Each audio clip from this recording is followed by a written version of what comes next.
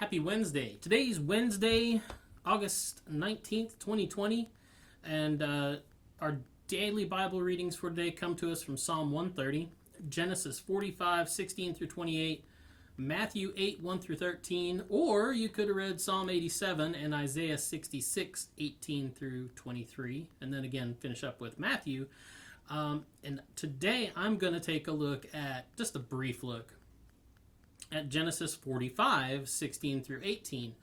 And this is finishing up a story that the Daily Bible Readings, the lectionary, has been in for a long time, and that's the story of Joseph and his life and all his story about how he ended up in Egypt and all the hard time he had. And I hadn't really paid much attention to it, but today's reading has a little piece in it, a very little piece. Actually, I'm just really kind of riffing off of verse 24 here, because it just kind of makes me laugh, because it makes me think, if you can't troll your family, who can you troll? Because this is the ending of the story of Joseph, and it's where Joseph finally reveals himself to his brothers, who have been coming into Egypt to request food because there's been this huge drought. And as you know, the story goes that God was able to use Joseph's presence in Egypt to communicate this to the Pharaoh and to prepare a place so that he could save the people he had made this covenant with. And but the story of how that comes together and how Joseph works that out when he's finally in this position of power and his brothers show up is just this, in many ways to me, this great long comedic payback.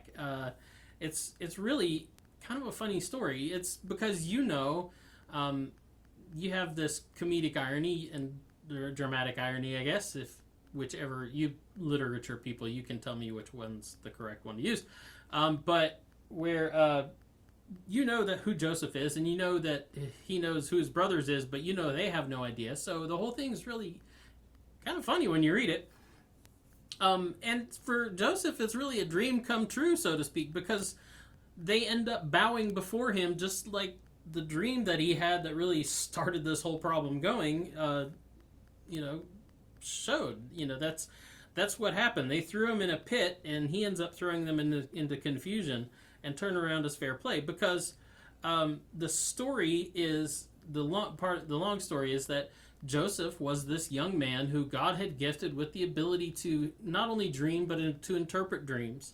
And the problem arises when he starts, telling his brothers, telling his family about these dreams that he's having of them. And then the one that's really the big problem for them is where he talks about how, they're all going to bow to him one day, is this dream that he had. And so, they get really mad, and they're out on the road with him, and they're out, traveling with the flocks of their father, and they get into this quarrel, and they get really irritated with him, and they throw him in a pit.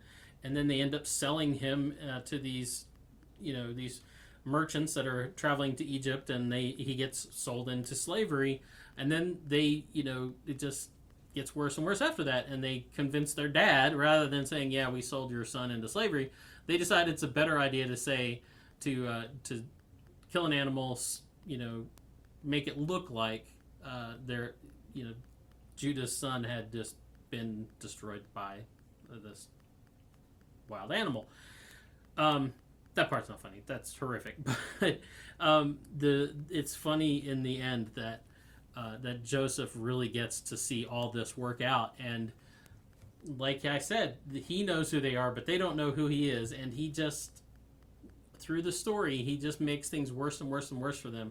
And it just has them utterly confused and just utterly just shocked. And when they finally return back once again, as he told them to, with their youngest brother, this brother whom he hadn't seen, that's when he breaks down. He just can't handle it anymore, and he reveals to them who he is.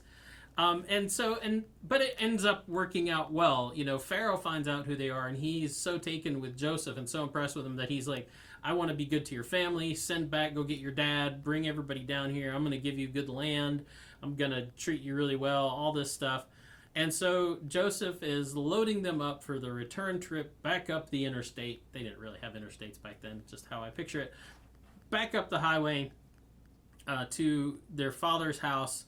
and he gives them this last parting shot, which I just think is so great. I know it's taken me a while to get to this, but the last thing he says to them is, "Do not quarrel along the way." How perfect is that? How long did Joseph wait to just deliver that line? You know he had to have thought about that for weeks. Do not quarrel along the way. Of course, he's remembering, I'm sure, that day long ago when they threw him into the pit. Good times. But, there's a lot of good family stories in the Bible. You should read it. The Bible has a lot of good things that just are entertaining and also will change your life and make you think and make you go, So, have a good day. We'll be back tomorrow. Boop.